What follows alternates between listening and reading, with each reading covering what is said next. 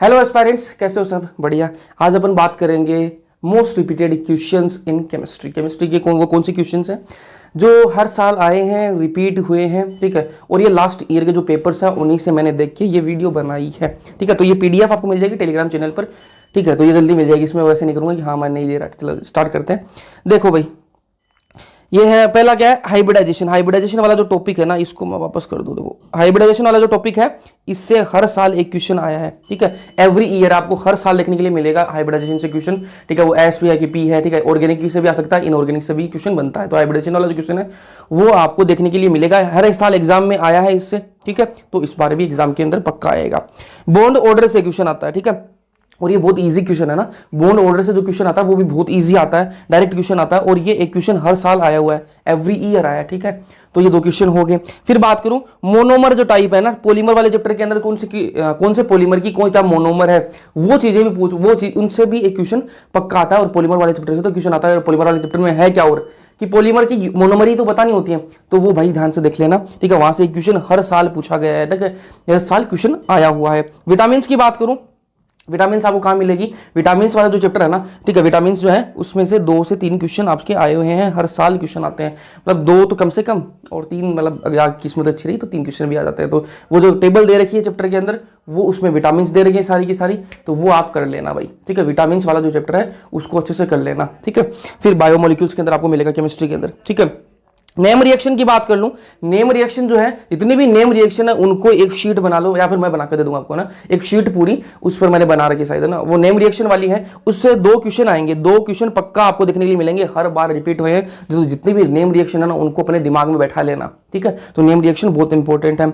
SN1, SN2, E1, E2, ठीक है। इनका जो रिएक्शन मैकेनिज्म है ना, ठीक है, इनका जो रिएक्शन मैकेनिज्म है वो दोस्त आपको पता होना चाहिए, ठीक है। और इनसे मतलब जो ऑलमोस्ट जो रिएक्शन है, पूरी जो ऑर्गेनिक के अंदर रिएक्शन चलते हैं वो इन्हीं पर बेस्ड है ना। तो इन्हीं से रिलेटेड 1 से 2 क्वेश्चन जो है वो आपको डायरेक्ट देखने के लिए मिलेगा। SN1, SN2, E1, E2, ठीक है, इनसे आपको मिल जाएगा।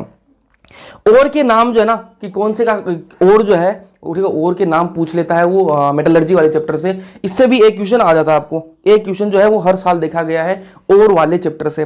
फिर नेक्स्ट चलूं मैं टॉपिक, तो नेक्स्ट टॉपिक है कार्बोहाइड्रेट के, बायोमोलिक्यूल वाला जो चैप्टर है उसके अंदर कार्बोहाइड्रेट से एक क्वेश्चन आपको देखने के लिए मिल जाता है।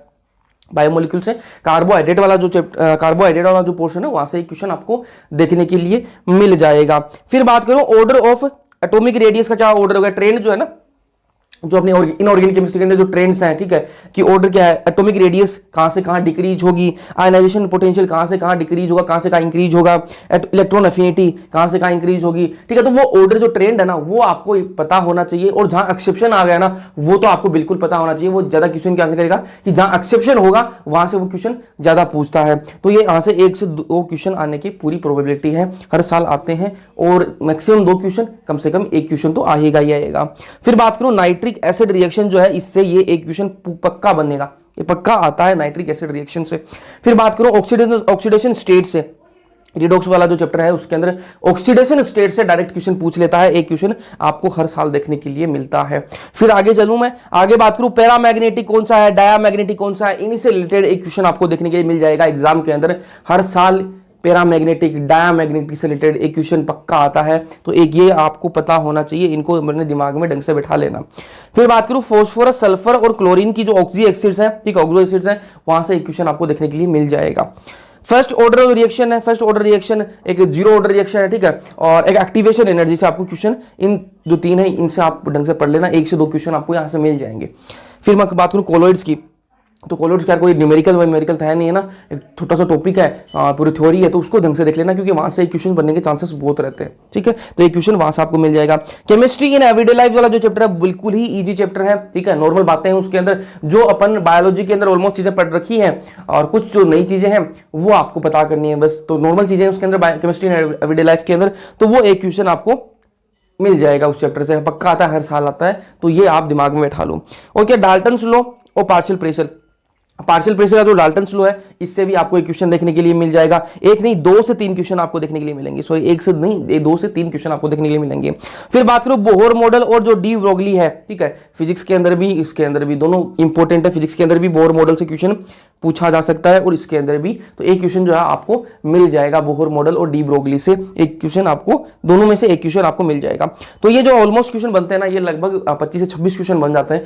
तो ये आपके लिए बहुत इंपॉर्टेंट है। और बाकी मैं बात करूँ ऑर्गेनिक से, ऑर्गेनिक और इनऑर्गेनिक से ज्यादा वेटेज बनेगा आपका, तो वो है, ठीक है। ये इसमें आपकी फिजिकल केमिस्ट्री भी इंक्लूडेड है। ऑर्गेनिक से इनके अलावा भी क्वेश्चन आते हैं, लेकिन ये वो क्वेश्चन है जो मोस्ट रिपीटेड क्वेश्चन बताया मैंने आपको, ये वो टॉपिक्स हैं, ठीक है। तो आपको ऑर्गेनिक इनऑर्गेनिक के लिए स्पेसिफिक चाहिए तो बता देना, ठीक है। तो वो मैं आपको अलग से पीडीएफ बनाकर टेलीग्राम पर डाल दूंगा। ये मैंने आपको बताया केमिस्ट्री के अंदर ये क्वेश्चन जो है, इनकी प्रोबेबिलिटी बहुत ज्यादा है दोस्त रिपीट होने की, ठीक है। तो इनको ढंग से कर लेना।